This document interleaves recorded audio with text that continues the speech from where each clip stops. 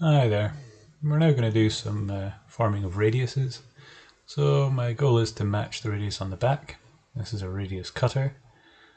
In this instance it's a 6mm radius that we'll be using. So first thing we need to do is find the edge of the component. So what I'm going to do here is with a normal cutter, I'm going to bring the component towards the cutter. Now I'm going to be doing it at a height where the block is going to be radiused anyway, so it doesn't matter if I make a mark. So just bringing it into touch, which should be about there. So when I hit it, I'll hit 0 and Y, and then I'll wind it away. I can now switch the machine off and remove the tool. Next thing is to measure that tool. Now it is a 16mm cutting tool, but that's a nominal size, so it's important to be precise. Here we go, 15.94. Now what we have is the edge of the cutter, a 0 position, and the edge of the block. So I'm going to move it to the 0, and I'm then going to divide the thickness of the cutter in 2. So half of 15.94 is 7.97. Okay, so I'll make that 7.97.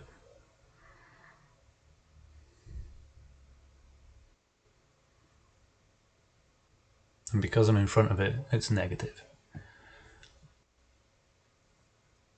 So now winding that to 0, I have the center of the spindle directly above the edge of the component. Next thing, we take the tool, the radius tool, and we measure the smallest diameter on it. You can't see it because I've badly lined up my calipers, but it's 8mm.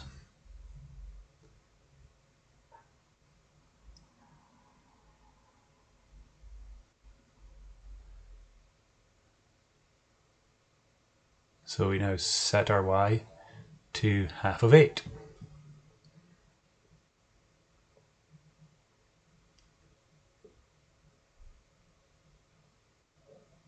Enter.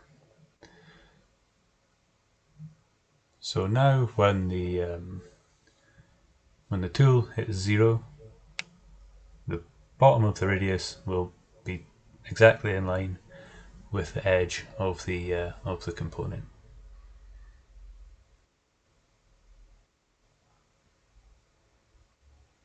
Okay, next thing we need to do is find a Z position. So what I'm going to do, I'm going to wind the table up until it nearly touches, and then I'm going to lower the spindle till the tool actually touches. There we go, and I'm going to lock it off. You want your spindle to be extended as little as possible, because that just makes a longer lever and increases inaccuracy. So now I have a 0 reference point on my Z. I can wind the table down and out of the way. And then when I wind it back up to -6, that'll be the top of the radius.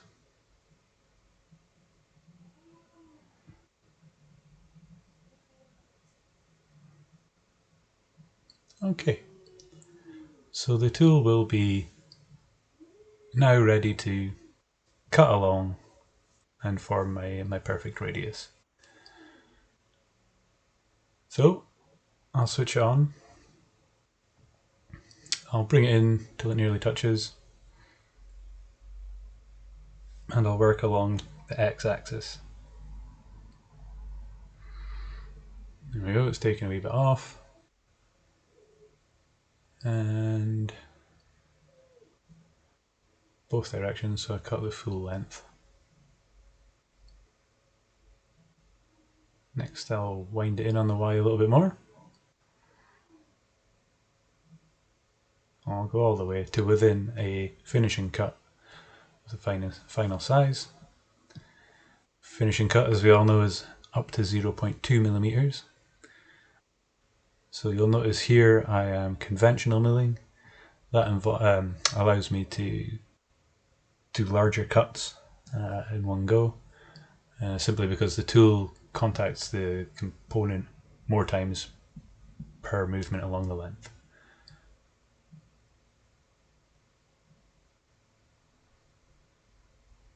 Okay, once I'm at the end here, I'm going to wind it into my finish size, which is 0 on the Y and 6 on the Z. And then I'm going to engage my feed.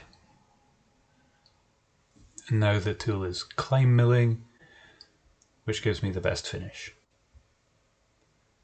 You can see it's 0.01 millimeters over or under. It's arguing over 10 microns.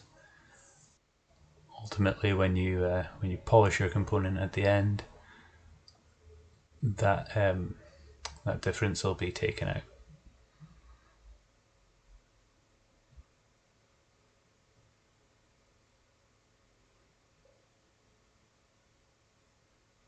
Okay, so we're about halfway along there. You can see the radius forming.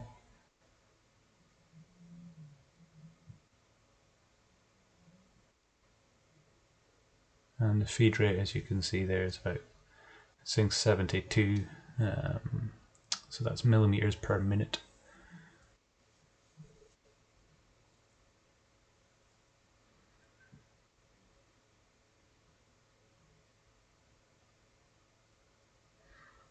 And once we're at the end, we can simply switch the feed off and then switch the machine off. Pull the brake and open the guard and inspect our work. So again, your finger is the best judge of how smooth your finish is. I'll see if I can get a better view.